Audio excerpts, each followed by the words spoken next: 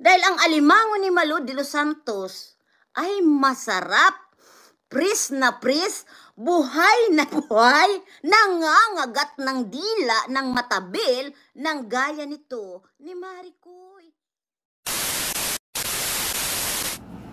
Hello mga sangkay! Welcome back to my channel. Ito po muli ang yung sangkay na si Sangkay Lons muling nagbabalik. Kumusta? Kumusta kayong lahat? Sana nasa maayos na kalagayan ng lahat. No? Pa dito sa Pilipinas or sa mga nasa ibang bansa, dobling ingat tayo. No? So mega love shoutout sa inyong lahat. Sa Team Sangkay Original, Team Sangkay Sponsors, Team Kalingap, Kuya Val at Edna Kalingap Rob. Sa lahat ng aking mga followers, supporters, and subscribers. Sa mga lolos, lolas, FWs, and PWDs. Mega love shoutout sa inyong lahat. And of course, I love you all. Ayan. Mega love shoutout also sa Team Kalingap, Kalingap Partners, no? Sa aking mga sponsors, kay Tita Bing, ang kanyang YouTube channel ay Horbin TV Vlog. Subscribe po natin. Kay Tita Mina Jaramillo, ang tita kong Vayot. Tita Mina, thank you so much. Maraming salamat. Kay Mamita ng San Diego, California. And of course, sa kay Manay Tere, no, maraming salamat sa pa-Starbucks Manay Tere ng San Diego, California. At sa lahat ng mga nagmamahal kay Sangkay, mega love shoutout sa inyong lahat. Ngayong araw na ito nga Sangkay, gagawa ko ng reaction video. Ito'y patungkol sa medyo nagkakaroon ng bangayan ngayon, ano, yung magkumare, yung parehas ninang ni Kalingap Rob na si Malu de los Santos at saka si Marilyn TV. Dito sa ano, no, hindi natin alam anong bang pinag-ugatan dito. Kasi base dito sa aking panonood, parang alimango ang kanilang pinag-aawayan. Meron akong audio clips na ipaparinig sa inyo. Bibigyan natin to ng reaction, no. So tara mga sangkay, mga kalingap, pakinggan natin.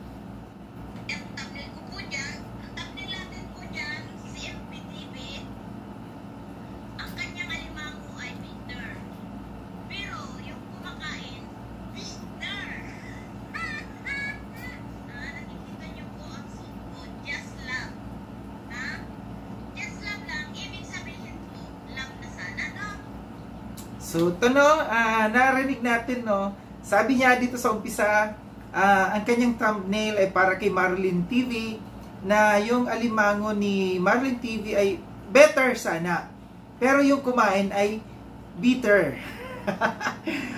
Pakinggan natin dito sa video na ito, kung talagang kinain ni Marilyn TV yung alimango niya. No? Then, ito pa, sinapansin ko dito, kasi sa suot ni, ni Malu de los Santos, yung Just Love. Parang yung sa ABS-CBN yata ito dati na dito sa kanila nag-umpisa yung Just Love, no? So sabi niya, Just Love lang daw. Kaya niya isinuot yung t-shirt na yan kasi Just Love lang. So, pakinggan natin dito sa kanyang live na ito kung talagang paninindigan niya yung pagsuot niya ng t-shirt na yan na Just Love lang. Okay?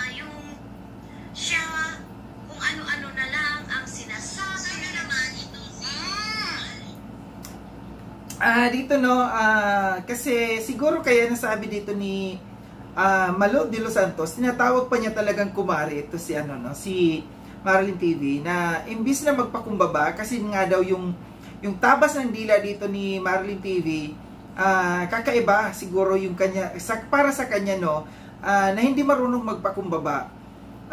Siguro kaya nasabi to kasi maraming yung mga galit sa kay Marlene Pablo, na sinasabi na mapagmataas ito, mapanglait, no. Kaya siguro nasabi dito ni Malu de los Santos na yung kanyang kumare ay iba ang tabas ng dila. Imbis na magpakumbaba, hindi daw na marunong na magpakumbaba. Dapat naman po sana ay yung bang laylo lang dahil alam niya na marami na sa kanyang nagagalit, lalo pa siyang nang aasar. Diba? Ang hilig niyang manglait. Diba? Para lang po ay makapang-asar, bumili ng alimango. Yung alimango niya po ay fake, hindi po yung totoong alimango. So yun, mapang-asar talaga ito. Sa totoo lang, gaya ng sinasabi ko, si Marlene TV, no, napaka-prangka na tao, no. Sinasabi niya kung ano gusto niyang sabihin, which is good, no. For me, para sa akin lang, no, gusto ko yung taong prangka kesa sa taong tsaka sasabihin pag nakatalikod or sasabihin sa iba, maganda nang maging prangka ka. Yun ang gusto ko, prangkahin mo ako kesa sa iba ko malalaman yung mga sinasabi mo, di ba? Dahil dito nga sa alimango, dito sila bumili kasi, may nakita ko dito sa ni Marlene TV, na may pasaring kasi siya dito sa pagbili niya ng alimango, nasa restaurant sila, kaso nga lang hindi niya kinain kasi hindi daw masarap. May pasaring kasi siya dito na ang alimango daw ay hindi masarap. So sinasabi dito ni Malu de los Santos na kaya daw yung fake na alimango daw yon. Mayroon bang fake na alimango? Siguro ang fake na alimango yung mga laruan. Doon ko lang masasabi na ang alimango, fake ang isang alimango kung yun ay isang laruan. Pero wala pa akong narinig na fake na alimango, niluluto na kinakain na alimango na fake. Dahil ang alimango ni Malu de los Santos ay masarap, pris na pris, buhay na buhay, nangangagat ng dila ng matabil ng gaya nito ni Maricoy. Ang daw, alimango kasi ni Malu de los Santos, press na press. Nagagagat ng matabil na dila. Hindi ko alam kung anong ibig sabihin talaga. Sa totoo lang, hindi ko alam kung anong ibig sabihin ng press na press. May alimango bang press? Kasi pagkakaalam ko, halimbawa ako, sasabihin ko sa Kuya, ate, pwede ba pakipress nitong damit ko? Ibig sabihin, pakiplansya. Baka yun ang ibig sabihin niya. Yung kanyang alimango, press na press, plansyang-plansya. Kasi pagkakaalam ko, ang ibig sabihin ng sariwa, yung fresh na fresh. Iba kasi ang ibig sabihin ng press na press at saka fresh na fresh. Bago pa ako yan, talagang iniisip ko kung ito po ay hindi na maganda. Di ba? Ngayon, sa totoo lang mga kapatid, ito pa yung napansin ko. Kasi umpisa pa lang, sinabi niya na dito na just love. No, just love. Kaya siya nagsuot ng damit na yan kasi just love. Pero, base dito sa aking dito nasa kalagitnaan pa lang tayo, hindi na just love, no. Hindi just love itong pangyayaring ito na ginagawa niya. Hindi ko alam kung ano ibig sabihin. Kung naiintindihan niya ba talaga yung ibig sabihin ng just love. ako ay nag-upload na just love na lang, love na lang talaga. Kaya ito po, just love.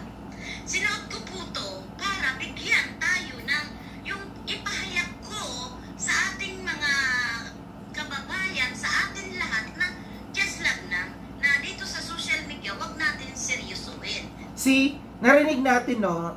Inulit niya ulit na sabi niya, kaya niya sinuot yung damit niyan kasi just love, no? So, base dito sa live niyang ito, wala akong nakitang love, no?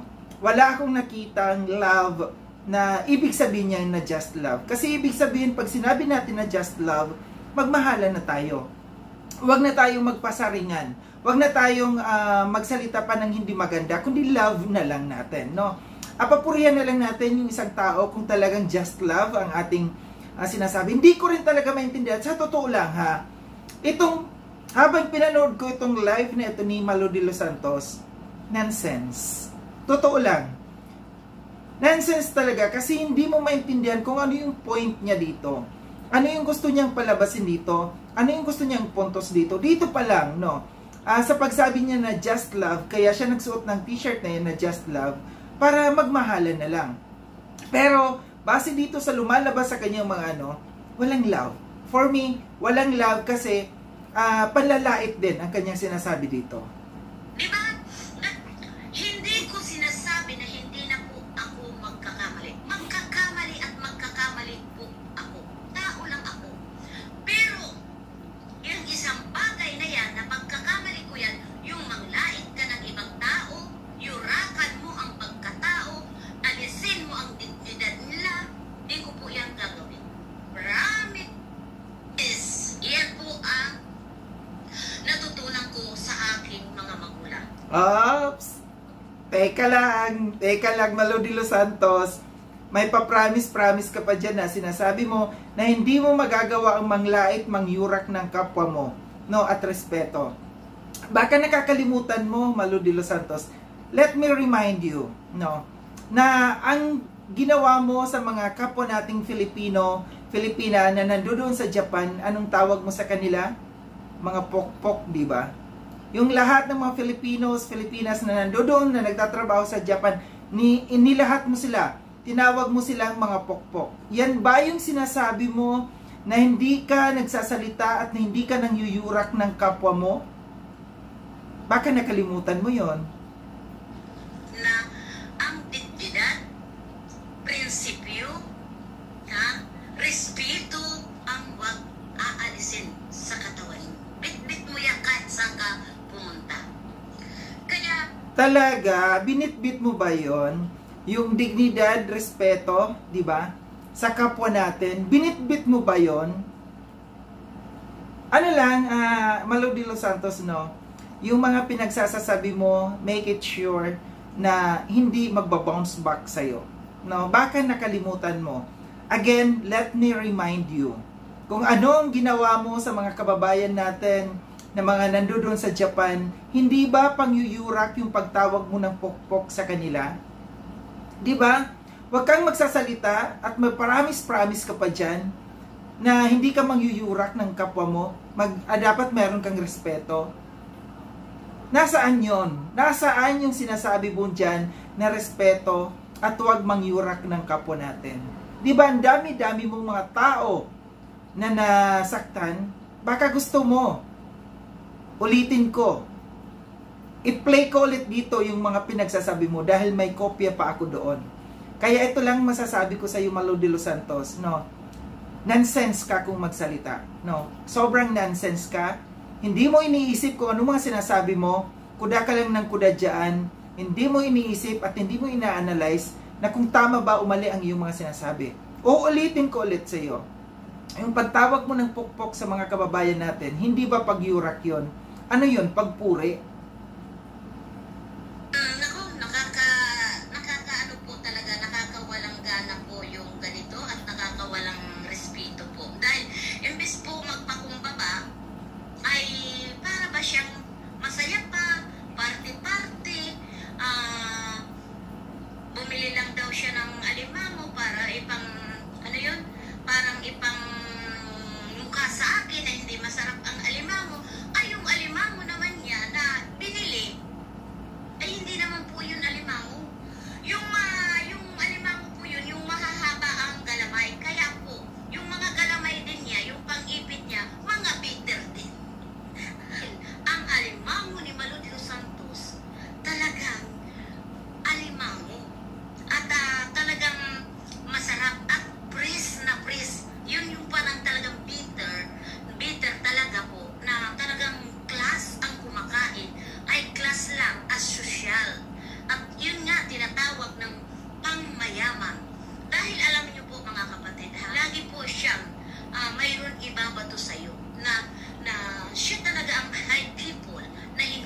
Oops. Ito pa, no? Si ano daw, si Marlin TV, lagi daw merong ibabato, no? Ulitin ko lang, no? Ano bang sabi niya? Kayang tapatan o hindi kayang lagpasan. Yung asal siya, laging nasa bag niya. Di ba? Ang sabi niya, hindi masarap. Yes, hindi nga masarap. Dahil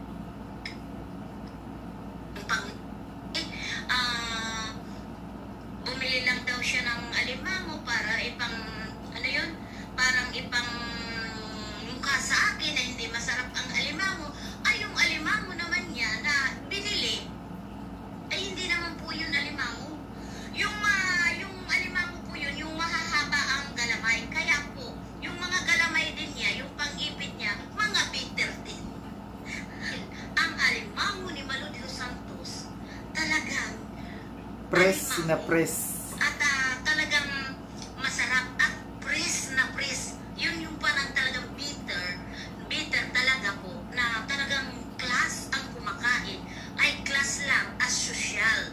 At yun nga, tinatawag ng pangmayaman. Class at social lang daw ang kumakain ng alimango ni Malu de los Santos at pangmayaman. So hindi pala pwede sa pangmahihirap yung alimango na ito ni Malu de los Santos. So may panglalait din dito, di ba? May panglalait dito sa sinasabi dito ni Malu de los Santos. Akala ko ba Malu de los Santos just love lang, di ba? Kaya ka nagsuot ng t-shirt mong yan. Alam niyo po mga kapatid, lagi po siyang mayroon ibabato sa iyo na siya talaga ang high people. Lagi daw si Marlin TV maibabato at lagi daw siya yung high people. Anong ibig sabihin ng high people? Anong ibig sabihin ng people? Mga tao, no? Ano dapat ang sabihin natin? Kasi si ano lang ang kanyang kaaway dito, si Marlin TV. High people ba yung dapat itawag natin sa kay Marlin TV?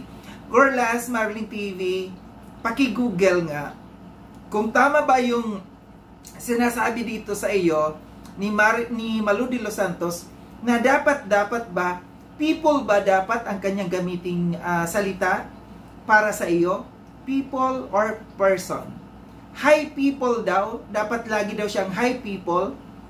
Di ba dapat high person kung ano natin, kasi isa lang ang kanyang pinapatungkulan dito si Marlin TV. Pero bakit niya ginamit ang word na people? Hindi kayang tapatan o hindi kayang lagpasan. Yung asal siya, laging nasa baba niya. Diba? Ang sabi niya, hindi masarap. Yes, hindi nga masarap dahil yung panglasa niya po, hindi pangmayaman at hindi siya sosyal at walang class. Diba? Gorlas, hindi ka daw hindi daw sosyal, hindi pangmayaman yung taste ni Marlin TV, kundi at saka walang kaklas. Grabing panglalait, di ba? So akala ko ba, ito yung sinasabi ko, na akala ko ba just love. So dito kaya ko nasabi talaga na itong live na ito ni Malu de los Santos, it's a nonsense. No. Pagka magsalita si Malu de los Santos, wala tayong mapupulot na aral dito. Kasi hindi niya pinag-isipan ang kanyang mga sinasabi, nonsense. Ganun ang tingin ko po sa kanya. Hindi mo nga alam ang anong paborito ng inaanak mo at kumari mo, di ba? Ang paborito ng inaanak natin na si Kalinga Brab at Jackie, si Jackie ay alimango. Favorite niya po yan. At si Kalinga Brab naman ay sugpo at hipon. Alam niya ni Malu de los Santos. Dahil kung ano ang gusto ng kanyang inaalam. Hindi yung puro ngawa. Diba? Kung ano daw yung hindi daw inaalam ni Marlin TV kung ano ang favorite ng kanilang inaanak na si Kalinga Prab. May sense. May sense ba? Dahil alam na alam daw ni Malu de Los Santos kung anong favorite ni Jack at saka ni Kalinga Prab, no? Para sa akin dito sa kabuuran ng live na ito ni Malu de Los Santos, ito'y merong inggit, no?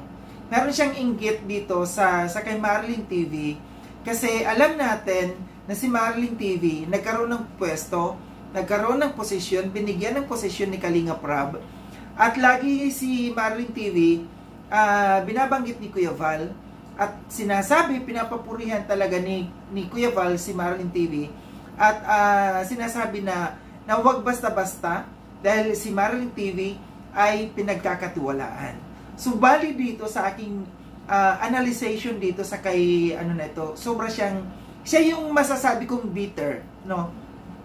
Napaka-bitter niya kasi hindi niya matanggap na may mga tao na yung mas lumalamang sa kanya, no? Na mas may mga taong pinagkakatiwalaan dito sa Kalingap kaysa sa kanya, no? Dahil parehas sila kumare, para sila ninang ni Kalinga Prab. Ito yung naano niya na hindi man lang siya napapansin, no? Sino ba naman kasi talaga ang papansin sa ganitong klaseng tao na kahit anong intindi natin sa kanyang live, mapapanonsense talaga. Alam niyo, sa totoo lang, kung makikinig tayo dito sa kanya, matutuyuan tayo ng utak sa kaka-analisa kung ano nga ba talaga ang patutunguhan ng kanyang live, kung ano nga ba talaga ang papupuntahan, kung ano nga ba talaga ang pinupunto niya dito. Matutuyuan tayo ng utak. Siguro, yung mga ka-level lang talaga niya, yung mga kasing alimango lang niya talaga ang utak ang makakaintindi dito sa kanya. So ito lang yung aking reaction patungkol dito sa video na ito, no? Na yun lang ang pagkakaintindi ko dito. Dahil nabanggit niya dito sina Kalinga Prab, sina Kuya Val, sina Ate Edna, ang pagpapahiwatig niya dito ay nagkakaroon siya nagiging bitter siya dito, no? Na hindi niya matanggap na talagang may tao na mas umaangat sa kanya at mas pinagkakatiwalaan sa kanya. Muli, maraming salamat mga sangkay sa panonood. Sa mga hindi pa nakapag-subscribe kay Sangkay Lon, subscribe niyo po ako. Click yung notification bell para updated kayo sa lahat ng mga videos na aking gagawin. Like and share itong video na ito mga sangkay. Kita-kits tayo ulit sa susunod na video na aking gagawin. Ingat kayo sa ang dako ng mundo bang kinaroroon. Paalam na mga sangkay, paalam.